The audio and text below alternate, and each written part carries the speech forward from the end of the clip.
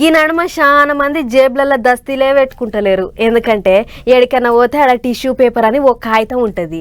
దాంతోనే మూతులు ముక్కులు తుడుచుకుంటుర్రు. అయితే తుడుచుకుంటానికి అక్కడికి వచ్చే గా టిష్యూ కాగితము ఓ విమానాన్ని ఆపి అందులోన్న జనాలకు బుగులు పుట్టించిందట.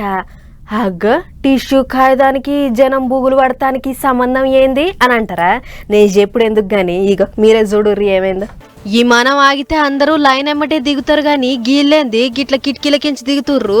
కొందరేమో జారుడు బండి ఆడినట్లు అమాంతం కిందికి దునుకుతుర్రు అని అంటే దీని వెనుక పెద్ద కథనే అయ్యింది.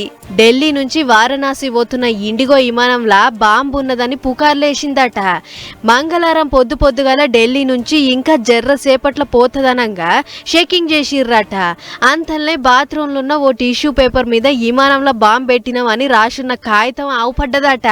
దీంతోని బుగులు పడ్డ విమానం అధికారులు ఎక్కిన ప్రయాణికుల్ని ఎంటనే దించేసిర్రట. అప్పటిదాకా సీట్లల్లో సదురుకున్నోళ్ళంతా ఒక్కటేసారి దిగ్గున లేచిర్రట. పానాలతోని బయట పడాలని తలో దిక్కు కిందికి దునికిర్రట. మూటెలు ముళ్ళలు తర్వాత ముచ్చటాని నపరో దిక్కు ఉరుకుడు చూపిర్రు. అందరినీ దన్న దించేసి బాంబుని ఎంకలాడే టీంలను పిలిపించి బండంతా చెక్కింగ్ చేయించిర్రు. వాళ్ళు కింద మీద అంతా జల్లడబట్టి బాంబు లేదు ఏం లేదు ఇదంతా వాటిదే అని చెప్పిర్రట. దీంతో అప్పటిదాకా ఏమైద్దో అని బుగులు పడ్డోళ్ళంతా అమ్మయ్య అని అనుకుర్రు. అటు విమానం కంపెనీ వాళ్ళు కూడా నిమ్మలపడ్డరట.